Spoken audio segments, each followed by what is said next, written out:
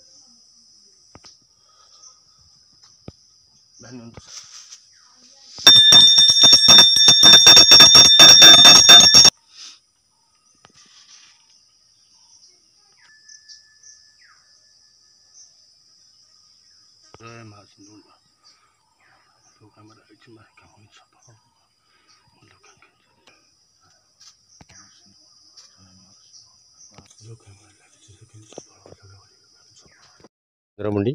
मु दिलीप पात्र समाजसेवी ए कोतालंग ग्रामर आदिवासी कोतालंग पीठर थी माँ सिंदूर मुंडी पीठ को बहुत लोकंर समागम होची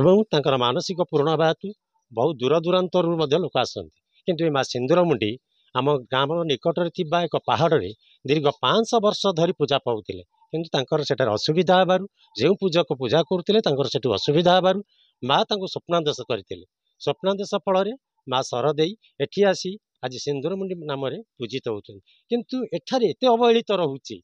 जनसाधारण सहयोग थिले मध्य प्रशासन कौन सहयोग नथिबा हेतु एठारे बहुत असुविधार सम्मुखीन होउछन्ती बहु दूर दूरांतर भक्त मैंने आसुले एठारे कौन प्रकार सुविधा ना जदि प्रशासन दृष्टि एठारे पड़ता ताहले दूर दूरांतर आसुथिबा भक्त माने तांकर मौलिक अधिकार सहित माँ आशीर्वाद लाभ करी एठारो जाई पारंते एठारे ना रास्तार सुविधा अच्छी ना पानीय जलर सुविधा अच्छी ना बिजुलीर सुविधा अच्छी ना रहिबा पई गोटे बासस्थान अच्छी तेणु प्रशासन को आम अनुरोध करुँ ग्रामवासी तरफ एठारे 5टा महुजार 5टा ग्रामर जनसाधारण समस्त अनुरोध करुचु जदि प्रशासन माँ सिंदूरमुंडी पाखरे किसी उन्नतिमूलक पदक्षेप नियंते ताहले प्रशासन पाखरे आम ग्रामवासी समस्त लोक पाखे चिरपकृत हूँ। बासिंदा मो ना हूँ सुदर्शन बेहरा मो ठाकुराणी पाखु जी दिन है आसिले ये जो अवहेलित होमें बाध्य निजे टी सेवा करुचु एवं से सेवार अनेक लोक आसने भी चाहते ये किसी ना कि गोटे कौन हो कि तार तो किसी ना ये आज्ञा किंतु लोकों प्रभाव ये जहाँ हो पार्टी बहुत समागम होती भक्त माने बहु मानसिक ये पूरण हो लोक मानकर से माने आसी एठी आमे चाहूचु सरकार तरफ ये किसी अनुदान जदि आसंता आउ टिके प्रसार होंदा। मु भास्कर चंद्र महारथा ग्राम कोतलांग जिला खोर्धा सिंदूरमुंडी पीठर मूल कथा विषय टिके कहूची। माँ सिंदूरमुंडी आगुरु सरदेई पहाड़ रे अवस्थान करथिले जेतेबेले जानीगर सेठी जाई पारलानी वृद्ध अवस्था रे सेते ठाकुराणी निर्देश हैला और स्वप्नादेश हैला से गाँव रो पश्चिम पट जंगल भितर आसी अवस्थान कले और से दिन ठारू आज को प्राय 500 वर्ष है इठारे पूजा पाउछंती। ये अंचल प्राय 7-8टी पंचायतर समस्त ग्रामवासी मान सहयोग एवं मुख्यतः ठाकुराणी गोड़ीपेटना मौजार अवस्थान करुले कोतलांग ग्रामर सहयोग ए पीठर उन्नतिकरण एवं रास्ता घाटर उन्नतिकरण हो किंतु सरकारी अनुदान व्यतीत ये जगार आउ अधिक उन्नति हो पारना बहु दूर दूरांतर लोक ये आसी हैरान होती तेणु मु सरकार को अनुरोध करी यार रास्तार उन्नतिकरण गेट गेट एवं स्थायी पार्किंग जगह तापरे पानीय जल आउ बिजुलीर सुविधा कले बहु उपकार लगता एवं अनेक जो दर्शक बंधु माने जो मानकर मानसिक एठाक आसुंती से बहु उपकार होंदा। आप ग्राम देखिलु जे मंदिर बर्तन ठाकुर ना शियाली जटाणी पूजा पाँच विषय कौन आम ये कौन कि चाषी मूलिया श्रेणी लोक मैंने आम सब अवस्थान करुँ आम से भाई संबल ना जहाद्वारा कि आम ठाकुराणी पीठे अन्न किसी कम करूँ तेणु मु सरकार को अनुरोध करुच्ची एवं अन्य दाता मान अनुरोध करुच्ची कहीं अनेक पैसा वाला लोक अच्छा जो मैंने खर्च करने को सुविधा पाऊना से अनुरोध करुच्ची ए पीठे किसी पैसा से दाना। सुशांत कुमार प्रधान को रिपोर्ट न्यूज उपांत खबर।